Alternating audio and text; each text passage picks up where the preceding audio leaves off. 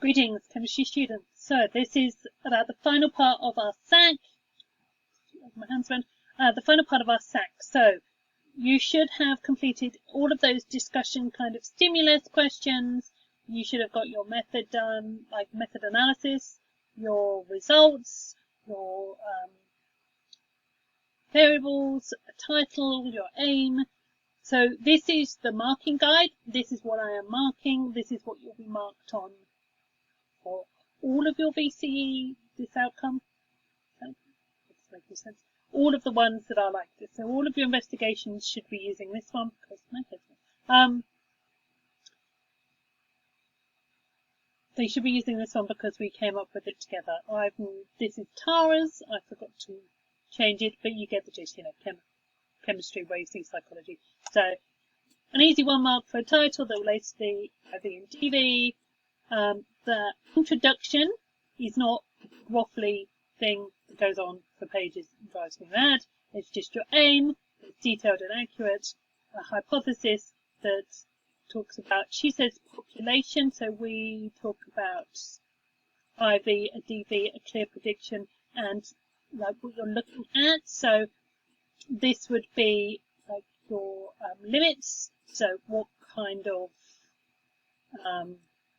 area you're looking in rather than your population. So it's the same thing, but just not population.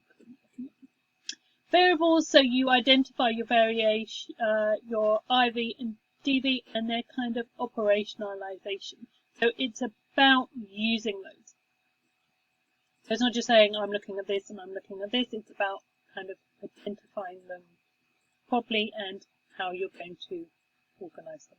Method, so you've got a summary of the method, how you're going to improve it, that's 2 marks.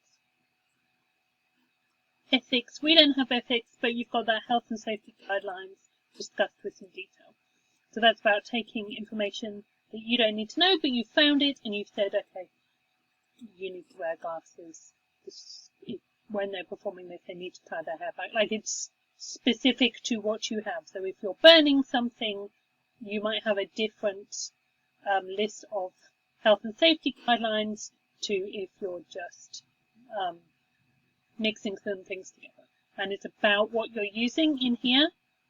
So it's the specifics. It's not just wear lab coats, because really we don't always need to wear lab coats.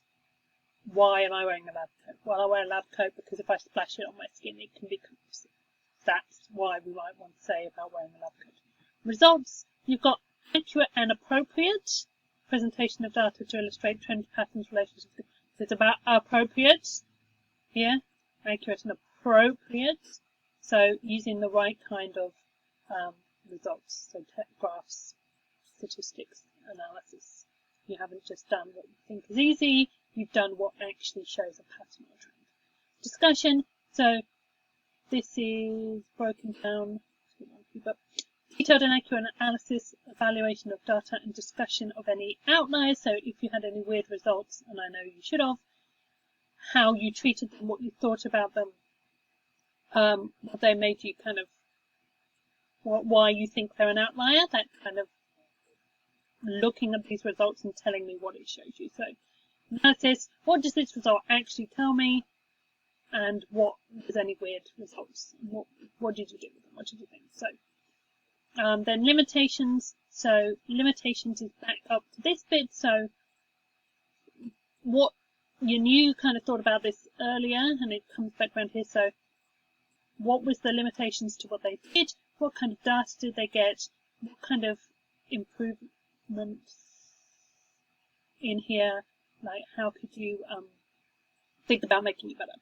Psychological concepts, this chemical concepts. So it's about linking this into our actual areas of study. That's what we have to do at the beginning, and why we think it's important. So why did I give you electrolysis? Do we care about electrolysis? Why do we care about combustion? Why is it important in the frame of the world? Like it's not just a one and done. It's not just following a recipe. And this could also, I think, include things like steps forward, improvements, like what you're doing. Then conclusion. Conclusion is linked directly to the investigation aim. So your conclusion is back up to your aim. So you're concluding your aim. So it's like a kind of bookend. This is my aim. This is linking back.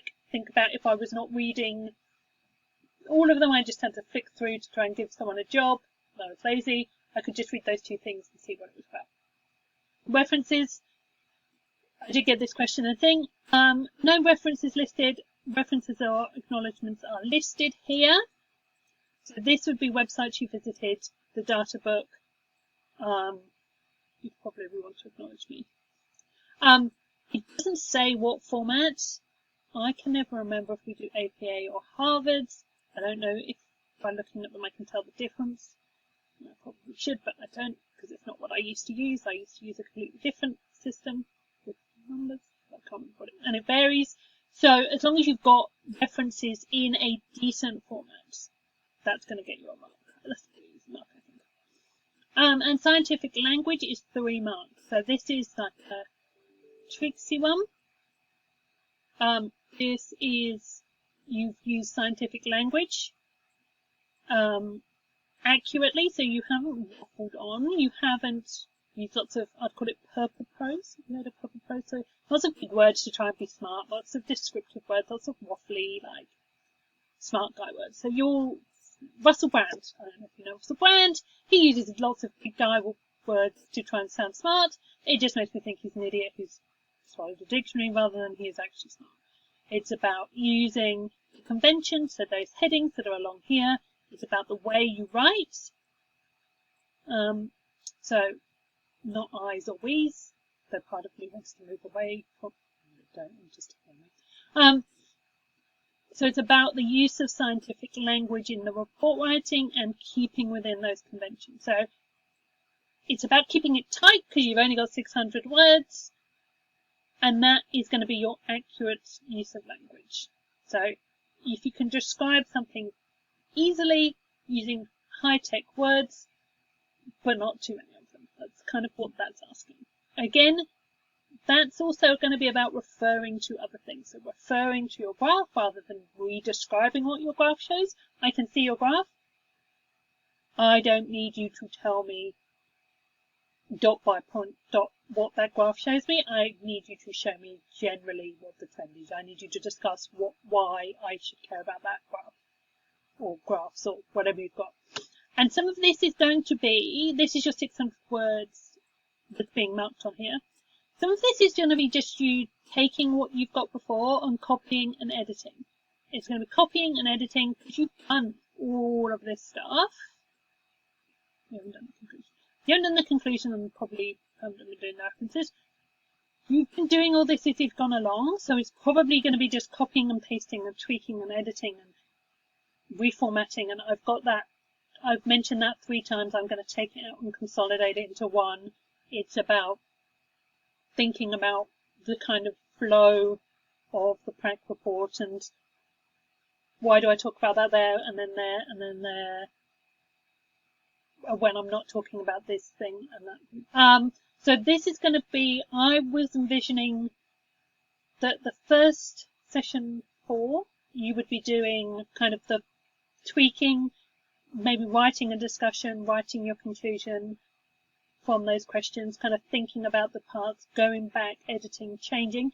And then the very last session is going to be you just bum down, head up, head down, bum up, right way round, just smashing it out, writing it down, getting it done, checking your spelling, being awesome, smashing it out. Because I think that's going to be the easiest way for you to do it. If you've got a really clear kind of your logbook is your template. If you're writing an essay, you've got all of the information you need. You're just pulling it out and taking it. And it's 600 words. And because I know some of you are going to write too much, I'm going to be really pretty strict. What is it? It's normally plus 10%. So 660. Yeah. So 660 because you normally get 10% either side. But anything over that is gone. So really think carefully. And the logbook is your, it's my kind of authentication that it's your own work. So if I see something, so I've had a look at all your work as you've been going along. If I see something that suddenly springs up, that hasn't been seen before, that seems like a weird new concept, my spidey senses will tingle. So just make sure that it's a full story. So if someone goes, I don't think that's right, I have everything in there, the whole document from top to bottom that shows your thinking. So if someone says, oh, I think so-and-so was cheating, I can say, well, no, we've got this story heading through. It's an important skill because if you're working in science research or anything like that, or even at unis, you will have to keep a detailed legal logbook. So you will have to legally keep track of all your pracs and things, and then at the end, report it. And it's a legal document, so you should think of your logbook as the same. It's legally your work. So I hope that makes it a bit clearer. I have had some feedback. If you could give me feedback on this, what you think about it, what you don't think, like what you think could be improved, because I think this is a good format. I quite like this. I think I'm going to slide it down and make some of the juniors do this, because I think it